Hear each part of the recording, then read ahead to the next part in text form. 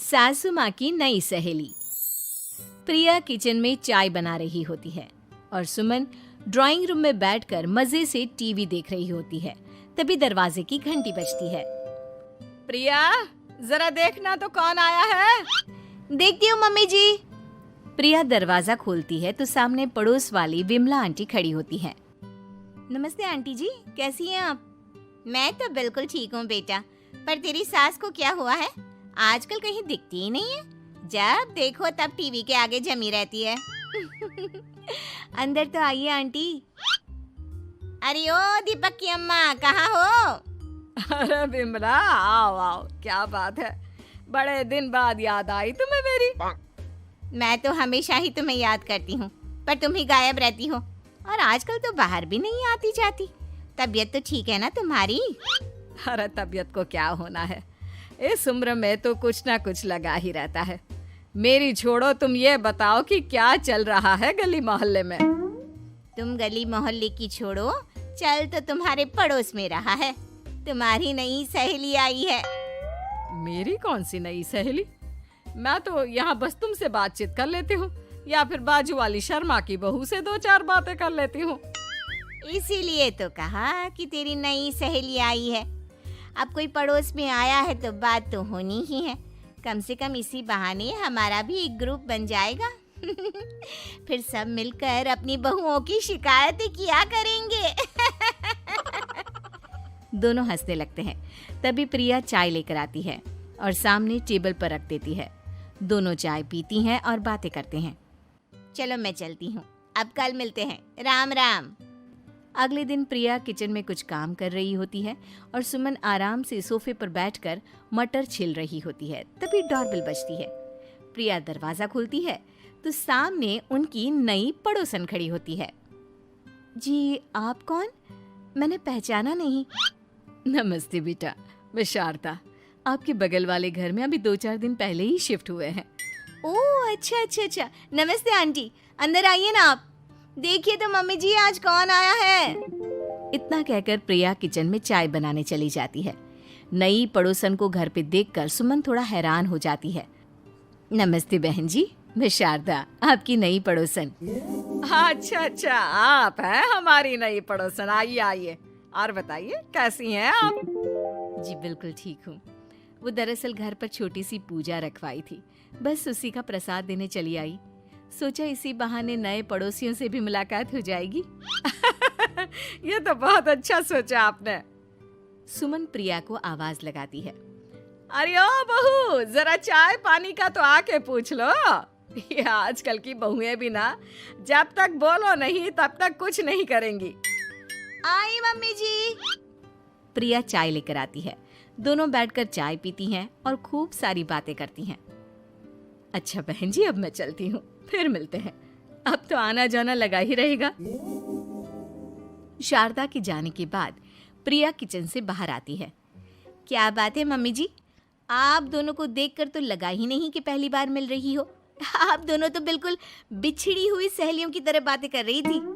अरे जब दो औरतें मिल जाती है ना, तो बातें अपने आप ही निकल आती है। अब तू अपने काम पर ध्यान दे, बातों पे नहीं। ऐसे ही कुछ दिन बीत जाते हैं। अब सुमन और शारदा अच्छी सहेलियां बन गई होती हैं। दोनों एक साथ मंदिर जाती, मार्केट जाती और कभी कभी तो विमला भी इनके साथ मिलकर खूब हंसी ठिठोली करती। एक शाम तीनों बैठकर सुमन के घर पर चाय पी रही होती हैं कि तभी बहुत तेज बारिश शुरू हो जाती है। सुमन जोर से प्रिया को आवाज लगाती है। प्रिया, ओ प्रिया, देख कितनी तेज बारिश हो रही है। जाके छत से सारे कपड़े ले आ, नहीं तो सब भीग जाएंगे। सुमन 2 बार आवाज लगाती है लेकिन प्रिया का कोई जवाब नहीं आता। शायद प्रिया कुछ काम कर रही है, इसीलिए कुछ जवाब नहीं दे रही। अरे काहे का काम, आराम फरमा रही होगी महारानी। तभी प्रिया बीमार हालत में अपने कमरे से बाहर निकलती है। हाँ मम्मी जी, क्या हुआ? मेरी तबीयत थोड़ी ठीक नहीं है ना, इसलिए आग लग गई। अरे सारे कपड़े भीग गए और तुझे सोने से फुर्सत नहीं है। सबके सामने सुमन के मुंह से ऐसी बातें सुनकर प्रिया उदास हो जाती है और छत से कपड़े उतारने चली जाती है। सुमन, ये क्या बात हुई? प्रिया ने बताया ना कि उसकी तबीयत ठीक नहीं, इसलिए उसकी आंख लग गई। तुम भी ना खामखा उसे सबके सामने सुना दिया। अरे आप नहीं जानती शारदा जी, कुछ बहुएं ना बहुत आलसी होती है, घर का एक काम नहीं करना चाहती। ऐसा नहीं है सुमन, तुम्हारी बहू तो बहुत प्यारी है, तुम्हारी सारी बात भी तो मानती है। हाँ सुमन, तुम प्रिया के बारे में ऐसा क्यों सोचती हो? मेरी भी दो बहुएं हैं, लेकिन मैं उन्हें अपनी बेटियों की तरह रखती हूँ। आखिर वो भी तो किसी की बेटियां ही है ना। और अगर तुम ऐसा ही व्यवहार करोगी तो एक दिन प्रिया भी तुम्हारे साथ ऐसा ही बर्ताव करेगी। शारदा और विमला की बातें सुनकर सुमन की तो बोलती बंद हो जाती है। वहीं प्रिया भी बाहर से सारी बातें सुन रही होती है। अरे मैं कोई उसकी दुश्मन थोड़ी ना हूँ, मैं भी उसकी माँ हूँ, लेकिन कभी कभी सास बनना पड़ता है, नहीं तो बहुएं हाथ से निकल जाती है।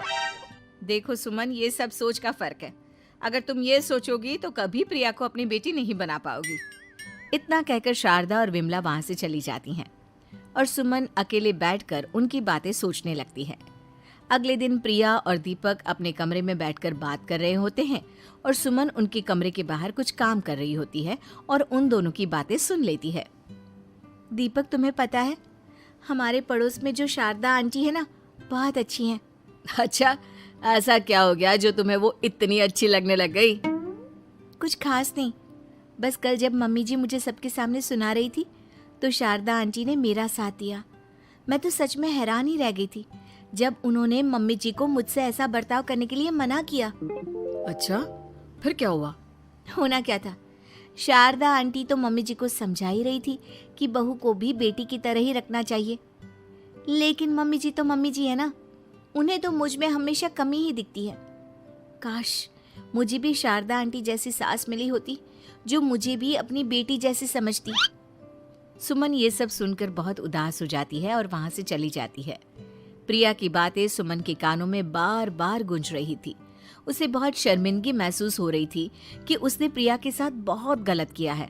अगले दिन सुमन शारदा और विमला को बुलाती है। क्या बात है सुमन, आज तूने ऐसे अचानक क्यों बुलाया? सब ठीक तो है ना? हाँ, सब ठीक है, तुम दोनों बैठो तो सही। तब तक दीपक और उसके पापा भी आ जाते हैं। प्रिया, तुम भी आ जाओ। क्या हुआ मम्मी जी, आपने बुलाया? हाँ प्रिया बेटा, मैं आज सबके सामने तुमसे माफी मांगना चाहती हूँ। मैंने आज तक तुम्हारे साथ बहुत बुरा व्यवहार किया है, लेकिन तुमने कभी भी मेरे साथ बुरा बर्ताव नहीं किया। मुझे अपनी गलती का एहसास हो गया है, हो सके तो मुझे माफ कर देना। प्रिया अपनी सास की बातें सुनकर हैरान हो जाती है। उसकी आंखों में आंसू आ जाते हैं। प्लीज मम्मी जी, आप मुझसे माफी मत मांगिए, मैं भी आपकी बेटी ही हूँ। वैसे एक थैंक यू तो मेरी नई सहेली को भी बनता है, जिसकी वजह से मुझे मेरी गलती का एहसास हुआ। शारदा बहन, आपका बहुत बहुत शुक्रिया जो आपने मेरी आंखें खोल दी। अरे क्या सुमन, तुम भी ना। तो फिर इसी बात पर चाय और पकोड़े हो जाए? हाँ, क्यों नहीं।